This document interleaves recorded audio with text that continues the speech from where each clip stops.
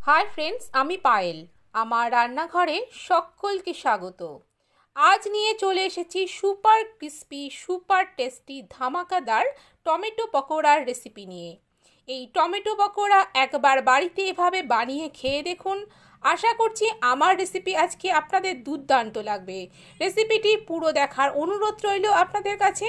আমার চ্যানেল এখনও যদি না সাবস্ক্রাইব করে থাকেন তাহলে আমার চ্যানেলটিকে সাবস্ক্রাইব করে পাশে থাকা অল বেল আইকনটিকে অবশ্যই প্রেস করে দেবেন, তাহলে আমি যখনই কোনো ভিডিও আপলোড করব আপনাদের কাছে দ্রুত নোটিফিকেশান পৌঁছে যাবে। তাহলে চলুন দেখে নেওয়া যাক এই ধামাকাদার সুপার টেস্টি এবং সুপার ক্রিস্পি টমেটোর পকোড়া আমি কিভাবে বাড়িতে বানাই।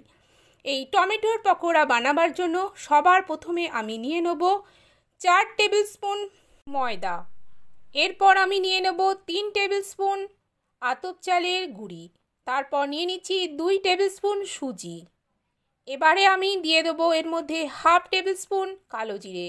দিয়ে দিচ্ছি পরিমাণ মতো হলুদ গুঁড়ো আর লঙ্কার গুঁড়ো। এরপর আমি এর মধ্যে অ্যাড করে দিচ্ছি স্বাদ অনুযায়ী লবণ আর কসুরি মেথি হাফ চামচ। দিয়ে দিচ্ছি 2 টেবিল স্পুন বেসন। বেসনটা আমি এখানে কিন্তু খুব কম পরিমাণে নিয়েছি, আপনারা চাইলে বেসনের পরিমাণটা বাড়িয়ে নিতে পারেন, তবে বেসনের পরিমাণটা এখানে কম নিলে কিন্তু বেশি ক্রিস্পি হবে। তারপর জল দিয়ে ভালো করে গুলে একটা ব্যাটার তৈরি করে নিতে হবে। ব্যাটারটা কিন্তু ভীষণই ভালো করে গুলে নিতে হবে, আর দেখুন এই রকম ধরনের একটা ব্যাটার তৈরি হবে। এবারে আমি টমেটোগুলোকে গোল গোল এভাবে মোটা মোটা করে কেটে নিয়েছি। আপনারা দেখতেই পাচ্ছেন আমি কীরকমভাবে টমেটোটাকে কেটে নিয়েছি। নিয়ে নিয়েছি সর্ষে বাটা। আমি এখানে কাঁচা লঙ্কা দিয়ে সর্ষে বেটে নিয়ে তার মধ্যে পরিমাণ মতো লবণ মিশিয়ে দিচ্ছি। এবারে আমি প্রত্যেকটা টমেটোর ওপরে এই সর্ষে বাটাটাকে ভালো করে মাখিয়ে নিচ্ছি। টমেটোর এক পিঠেই আমি এই সর্ষে বাটাটা লাগিয়ে নেব, অপর পিঠে কিন্তু লাগাবো না। সমস্ত টমেটোর মধ্যে দেখুন আমার সর্ষে বাটাগুলোকে লাগিয়ে নেওয়া হয়ে গেছে।